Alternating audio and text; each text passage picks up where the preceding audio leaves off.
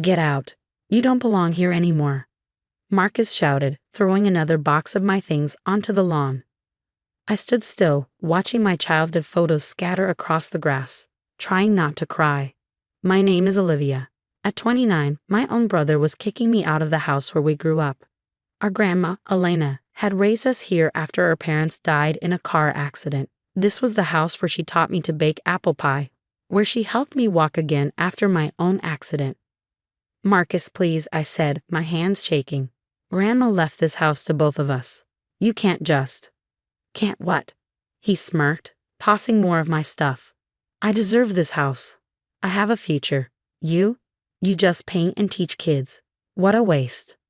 I watched as he went back inside, probably to find more things to throw out. The morning sun cast shadows over the lawn, making his mess even clearer. Books, art supplies, old photo albums, all scattered like fallen leaves. Just 3 weeks ago, we stood in the same yard for Grandma's funeral. Marcus had acted like he cared, telling everyone he would honor her memory. But now, he was trying to take everything for himself. He came back holding a small wooden box. My heart sank. Recognize this, he mocked. Your precious art supplies. Guess you can buy new ones with your little teacher salary. That box held the watercolor set Grandma gave me on my 16th birthday, the same day I walked again after months of therapy. Those were Grandma's, I whispered, something shifting inside me. Well, now they're mine, he said, tucking it under his arm. Like everything else. I could have argued, could have yelled, but Grandma had taught me patience. I took a deep breath. You know what, Marcus? Keep them, I said, surprising even myself. What? He looked confused, expecting a fight. Keep everything. You need it more than I do. I started picking up what I could and loading my car. But remember what Grandma always said, the truth always comes out, like cream rising to the top. His smirk faded. Don't quote her to me. You think you were special. You were just her charity case after the accident. The words hurt, but I didn't let him see it. Instead, I thought about my last conversation with Grandma, about what she showed me, something Marcus didn't know about. By the afternoon, I had packed what I could. As I walked through the garden one last time, touching the roses Grandma loved, I saw Marcus watching me from the window. He thought he had won. He had no idea. Goodbye, Marcus, I called out. I hope the house brings you everything you deserve. He didn't answer, just shut the curtains. A few blocks away, I pulled over and took out my phone. Mr. Bennett, it's Olivia. Yes, I think it's time to look at those papers Grandma left with you. No, Marcus doesn't know. She said we'd know when the right time was. I think that time is now. As I hung up, I smiled. Marcus thought he had taken everything, but Grandma had seen this coming, and in 3 months, when the real will was read, he would learn the truth. Patience, after all, was the best revenge. The next 3 months passed like a slow-moving river, each day bringing me closer to the moment Grandma Elena had prepared for. I found a cozy studio apartment across town, threw myself into teaching art at the community center, and waited. Through the grapevine, I heard about Marcus's renovations to our family home. He'd torn out Grandma's beloved rose garden to install a modern patio, replaced the vintage stained glass windows with standard panes, and painted over the hand-stenciled walls she'd spent years perfecting. Each change felt like a personal attack on her memory. Mrs. Patterson kept me updated, her weekly calls filled with barely contained outrage. You won't believe what your brother did now, she'd say, detailing Marcus's latest attempts to erase Grandma Elena's touch from the house. He's even talking about selling her antique furniture to buy modern pieces. I listened patiently, knowing that each change Marcus made was another nail in his own coffin. What he didn't know was that Grandma Elena had documented everything in that house, from the original blueprints to the historical significance of each architectural detail. One morning, exactly 2 months after Marcus had thrown me out, I received an unexpected visit at the community center. Miss Winters, one of my young art students, tugged at my sleeve. There's a man here to see you. He says he's your brother.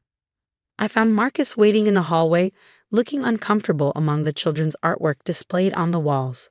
His usual confident demeanor seemed slightly frayed around the edges. What are you doing here? I asked, keeping my voice neutral. He shifted, glancing around before speaking. I need Grandma's recipe box. The one with her apple pie recipe. Some historical society is doing a feature on the house, and they want to include traditional family recipes. I almost laughed at the irony. The recipe box you threw out with my things? I didn't. He paused, realization dawning. It was in your stuff, along with many other things you didn't bother to check before tossing onto the lawn. I turned back to my classroom. Good luck with your interview. Olivia, wait, he called after me. Maybe we can work something out. I mean, you're still family, right? I stopped but didn't turn around. Now I'm family? What happened to being a charity case? His silence spoke volumes. I continued walking, leaving him standing there among the finger paintings and crayon drawings. He had no idea that the Historical Society's interest wasn't a coincidence. It was part of Grandma Elena's plan, set in motion by Mr. Bennet months ago. 2 weeks later, I received another call from Mrs. Patterson. Your brother had some visitors today, she said, barely containing her glee. Official-looking people with clipboards. They spent hours taking pictures and making notes. Marcus didn't look too happy when they left. I knew exactly who they were. The Historical Preservation Society had finally begun their assessment of the house. Another piece of Grandma Elena's puzzle falling into place. The following days brought a flurry of activity. Marcus started receiving letters about the house's historical status, about violations of preservation codes, about the necessity of restoring certain features he'd removed. Each morning seemed to bring a new official to his door. He tried calling me several times, but I let the calls go to voicemail. His messages grew increasingly desperate. Olivia, these people are saying I needed permits to make changes. They're talking about fines. Did you know anything about this? I deleted each message without responding. Grandma Elena had always said timing was everything, and now wasn't the time to reveal my hand. A week before the real will reading, I visited Mr. Bennet's office to review the documents one final time. As we sat in his wood-paneled office, he spread out the papers Grandma Elena had left in his care. Your grandmother was a remarkable woman, he said, adjusting his glasses. She knew exactly how this would play out. The Historical Society registration, the preservation requirements, even Marcus's likely reactions, she predicted it all. I nodded, remembering that last afternoon in Grandma's study. She'd shown me the true will, explained her plans, and made me promise to wait for the right moment. Marcus needs to learn a lesson, she'd said, her eyes sharp despite her illness. About family, about heritage, about what really matters. Are all the pieces in place? I asked Mr. Bennet. He smiled, patting the folder in front of him. Everything's ready. The Historical Society's report is complete. The preservation orders are filed, and the property's heritage status is officially registered. Your brother's recent changes have only strengthened our position. As I left his office, I felt a mix of emotions. This wasn't about revenge. Grandma Elena had been clear about that. This was about justice, about preserving what mattered, and about teaching Marcus the lesson he'd needed to learn since we were children. That evening, as I sorted through the few photographs I'd managed to save, I found one of all of us in the garden. Grandma Elena, Marcus, and me, taken just after my recovery. We were all smiling, surrounded by her roses, the stained glass windows catching the sunset behind us. Soon, Marcus would understand exactly what he'd thrown away, and more importantly, what Grandma Elena had tried to protect. The real will reading was scheduled for tomorrow morning. In less than 24 hours, Marcus would learn that sometimes, what you think you deserve isn't what you get, and what you cast aside might be worth more than you ever imagined. The morning of the will reading dawned bright and clear. I arrived at Mr. Bennet's office early, watching through the window as Marcus pulled up in his luxury car, looking considerably less confident than the last time I'd seen him. Olivia? He stopped short when he saw me in the waiting room. What are you doing here? Before I could answer, Mr. Bennet opened his office door. Please come in, both of you. We have some important matters to discuss. Marcus sat as far from me as possible, his jaw tense. I don't understand. We already had the will reading 3 months ago. That was the preliminary will, Mr. Bennet explained, pulling out a thick folder. Your grandmother left explicit instructions about when the full will should be revealed. I watched as Mr. Bennet laid out the documents one by one, the house's historical registration papers, the preservation orders, and finally, Grandma Elena's true will. What is all this? Marcus demanded, his face paling as he scanned the papers.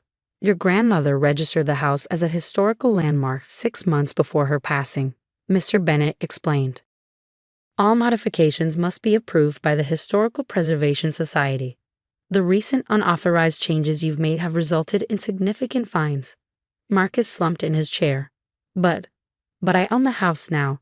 I can do what I want with it. Actually, Mr. Bennett continued, according to your grandmother's full will, the house belongs to both you and Olivia, with conditions. He pulled out a letter written in Grandma Elena's familiar handwriting and began to read. My dearest grandchildren, if this letter is being read, then my fears about how you would handle your inheritance have been confirmed. This house isn't just a property, it's our family's heart and history. Olivia understood this. Marcus, I hoped you would too. The house must be restored to its original condition, including the rose garden, stained glass windows, and all architectural details. Until this is done, neither of you can sell or modify the property further. More importantly, you must live there together for 1 year, sharing the space as I taught you to when you were children. If either of you refuses these terms, the house will be donated to the Historical Society and transformed into a public museum. Remember what I always told you, family isn't about what we own, it's about how we care for each other. Love, Grandma Elena. The silence that followed was deafening. Marcus stared at the letter, then at me, realization dawning on his face. You knew about this, he said quietly. That's why you left so calmly. I nodded. Grandma showed me the real will before she passed. She knew you might try to claim everything for yourself, but she also believed you could learn from it. The renovation costs, Marcus whispered, looking shell-shocked, will be covered by Grandma's secret restoration fund. Mr. Bennett interjected, but only if you both agree to her terms. Marcus turned to me, and for the first time in years, I saw my brother instead of a competitor. I've really messed up, haven't I? Yes, I said softly, but it's not too late to fix it. Over the next few weeks, we began the process of restoring Grandma Elena's house. Marcus hired craftsmen to recreate the stained glass windows, and I helped replant the rose garden using cuttings Mrs. Patterson had preserved. Slowly, the house began to feel like home again. Working together, we discovered papers and photos we'd never seen, each one revealing more about our grandmother's life and wisdom. One evening, as we sat on the porch watching the sunset through the newly restored windows, Marcus spoke. I'm sorry, Olivia. I forgot what this place really meant, what family really means. I handed him a slice of apple pie, made from Grandma's recipe that Mrs. Patterson had thankfully saved a copy of. Grandma used to say that sometimes we need to lose something to understand its true value. He smiled, taking a bite. She also used to say that the best revenge is letting people realize their own mistakes. This isn't about revenge, I replied, watching the last rays of sun paint the rose garden in golden light. It's about remembering who we are and where we came from. As we sat there, sharing pie and memories, I could almost feel Grandma Elena's presence in the gentle evening breeze. She'd known all along that the house wasn't just a building. It was a bridge between past and future, between siblings who'd lost their way and needed to find it again. Sometimes the best endings aren't about winning or losing. They're about rediscovering what matters most.